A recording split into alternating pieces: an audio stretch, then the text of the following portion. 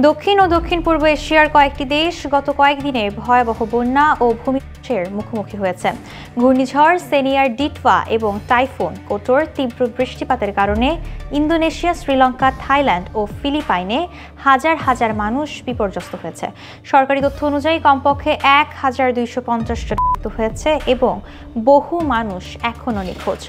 পরিস্থিতি মারাত্মক হওয়ায় বিভিন্ন দেশে জরুরি অবস্থা ঘোষণা করা হয়েছে এবং উদ্ধার তৎপরতা শুরু হয়েছে, যা শেষ হতে কয়েক সপ্তাহ সময় নিতে পারে। দক্ষিণ ও দক্ষিণ-পূর্ব এশিয়ায় এই ভয়াবহ বন্যা ও ভূমিধসের পেছনে কয়েকটি মূল কারণ রয়েছে। প্রথমত, ঘূর্ণিঝড় ও টাইফুনগুলি প্রচুর বৃষ্টি নিয়ে আসে এবং স্থল ও নদীর জলধারাকে অতিক্রম করে স্থানীয় জনবসতি তলিয়ে দেয়। ঘূর্ণিঝড় সেনিয়ার ইন্দোনেশিয়ার উত্তর সুমাত্রায় মারাত্মক ক্ষতি করেছে, শ্রীলঙ্কায় ডিটওয়া ব্যাপক যোগ্য ঘটিয়েছে এবং টাইফুন কোটো ফিলিপাইনে তীব্র আকস্মিক বন্যা ও ভূমিধস সৃষ্টি করেছে। তবে বন্যায় সবচেয়ে বেশি ক্ষতিগ্রস্ত হয়েছে ইন্দোনেশিয়ার বিভিন্ন অঞ্চল। দেশের উত্তর সুমাত্রায় তাপানুলি ও আশেপাশের গ্রামগুলো পুরোপুরি ধ্বংস হয়েছে।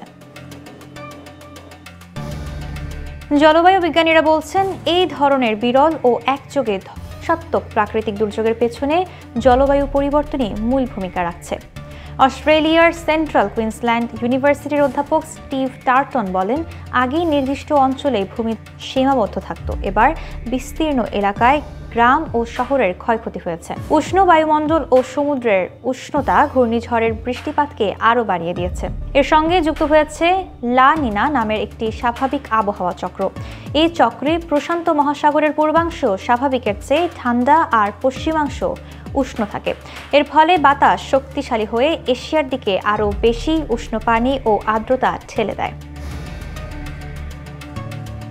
এই দুর্যোগ শুধুমাত্র প্রাকৃতিক নয়, মানব সৃষ্ট জলবায়ু পরিবর্তনের প্রভাবও এতে দেখা যাচ্ছে।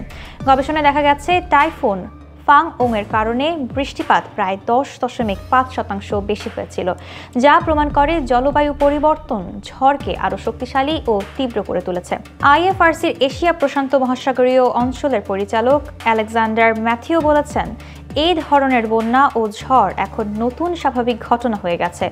প্রতিটি দুর্যোগ মোকাবেলায় পর্যাপ্ত প্রস্তুতি ও বিনিয়োগ অত্যন্ত জরুরি।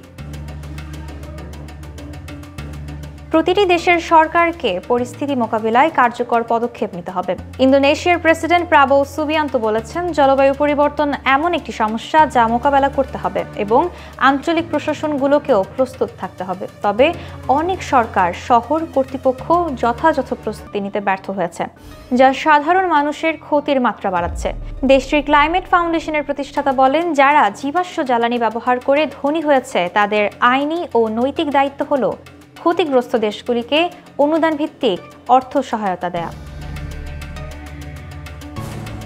বিশেষজ্ঞরা আরও বলছেন, বন্যা ও ভূমিধসের প্রভাব কমাতে ভবিষ্যতে শক্তিশালী আইন ও নীতি কাঠামো প্রয়োজন। ICJ ও অন্যান্য আন্তর্জাতিক সংস্থা বলছে, রাষ্ট্রগুলিকে জলবায়ু পরিবর্তনের কারণে অস্তিত্বের সংকট মোকাবেলায় জরুরি ভিত্তিতে কাজ করতে হবে।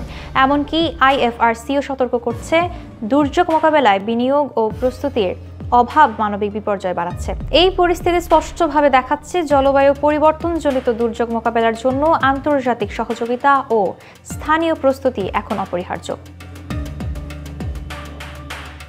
দক্ষিণ ও দক্ষিণ-পূর্ব এশিয়ার এই সাম্প্রতিক বন্যা শুধু প্রাকৃতিক দুর্যোগই নয়, বরং জলবায়ু পরিবর্তনের সরাসরি প্রভাব।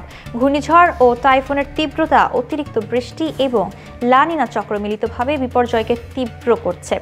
মানব সভ্যতা ও সরকারের যথাযথ প্রস্তুতি ছাড়া ভবিষ্যতে এই ধরনের দুর্যোগের প্রভাব আরও মারাত্মক হতে পারে। তাই অবিলম্বে পরিকল্পিত ও সমন্বিত পদক্ষেপ নেওয়া জরুরি।